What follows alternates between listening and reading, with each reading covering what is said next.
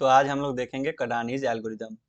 तो चलिए problem statement को पढ़ते हैं। Given an array of n integers, find the contiguous subarray which has the maximum sum and return its sum.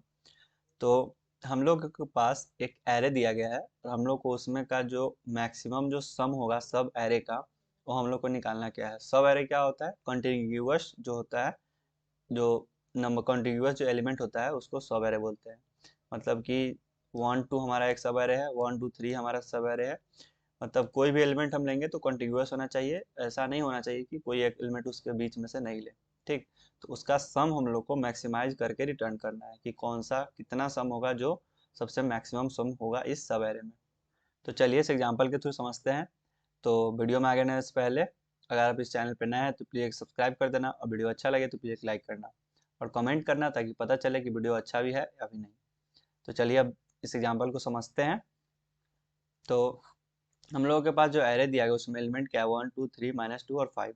तो हम लोग को क्या करना है? सब एरे का एलिमेंट निकाल। तो सब एरे इसमें क्या क्या होगा? 1 2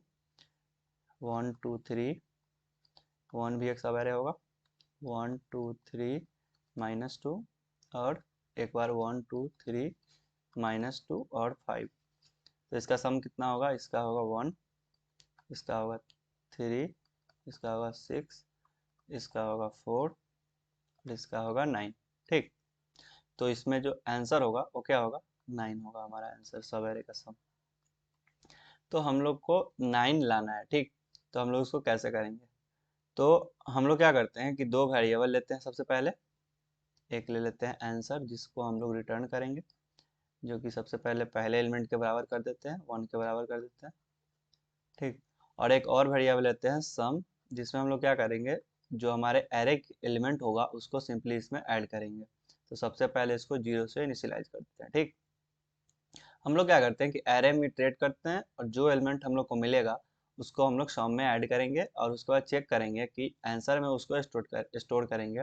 जो आंसर में हमारा पहले से है और जो सम में आया है, इस दोनों में जो मैक्सिमम होगा वही हम लोग स्टोर करेंगे। क्यों? क्योंकि हमको एट द एंड हम लोग को आंसर जो है मैक्सिमाइज करना है। तो सबसे पहले सम 0 है, आंसर में 1 है।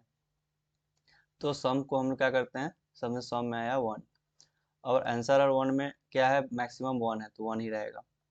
उसके बाद फिर इसमें 2 जुड़ा तो फिर वो हो गया 3, और आंसर को अपडेट कर देंगे, यहाँ से 1 से 3 हो जाएगा।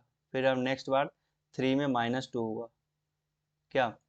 तो सॉरी, 2 और 3 6 हुआ। ठीक, तो 6 हुआ यहाँ पे। अब 3 और 6 में बड़ा कौन है? 6।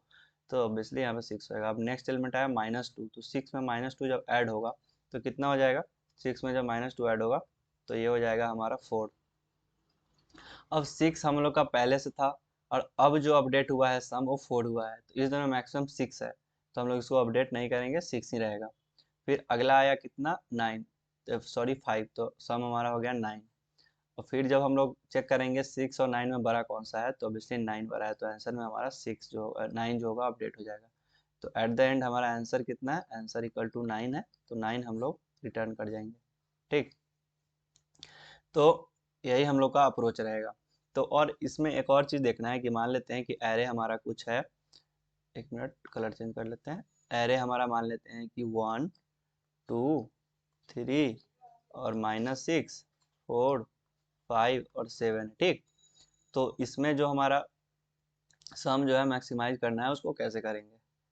तो यहाँ पे देखते हैं कि पहला एलिमेंट हम लोग का 1 है, तो सम जो हम आंसर में जो हमारा कितना होगा? 1 होगा। आंसर में हमारा आंसर इक्वल टू 1 हुआ, और सम फिर इक्वल टू 0 हुआ।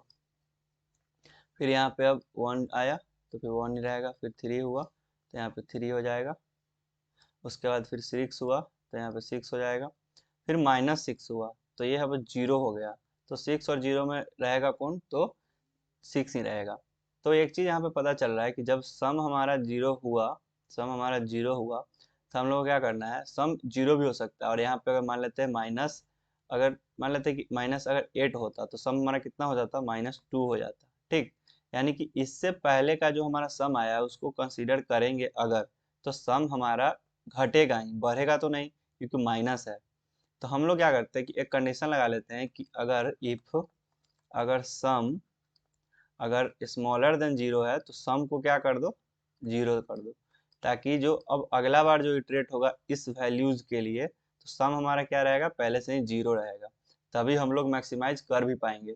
नहीं तो अगर हम लोग का अगर -2 अगर यहाँ पे है, इसको भी अगर लेंगे तो सम हमारा -2 से कम ही होगा, और सम को अगर हम जीरो से लेंगे तो यानी कि इस सब एरो को सिर्फ कंसिडर करेंगे तो हमारा सम कितना होगा, 5 4 9 और 7 16। और अगर सम को हम अगर जीरो नहीं करते तो कितना होता है हमारा, ये 14 होता, ठीक, जो कि गलत है। तो अगर इस सब एरो को हम लोग कंसिडर करेंगे तो हमारा जो सम होगा वो सबसे मैक्सिमम आएगा, जो कि इस केस में 16 है, तो 16 हमारा आंसर होगा। तो यहाँ पे सिंपली चेक करना है कि सम अगर स्मॉलर देन जीरो है तो क्या करो, सम को जीरो कर दो, यानी कि उससे पहले कोई भी वैल्यू लेने का कोई मतलब है नहीं, ठीक। और आंसर में तो अल्टीमेटली हम लोग चेक कर ही रहे हैं कि आंसर जो होगा, answer equal to max of answer comma sum. तो चलिए कोड करते हैं। तो सबसे पहले दो वेरिएबल ले लेते हैं, लॉन्ग लॉन्ग आंसर, जो कि सबसे पहले क्या होगा, एरर जीरो के बराबर, और एक सम जो कि मान लेते हैं जीरो है, ठीक। उसके बाद क्या करना है, for int i equal to zero, i less than n, i plus plus. उसके बाद सिंपली क्या करना है, सम में जोड़ देना है, sum plus equal to arr of I, ठीक। उसके बाद चेक करना है आंसर इक्वल टू क्या होगा, max of answer comma some.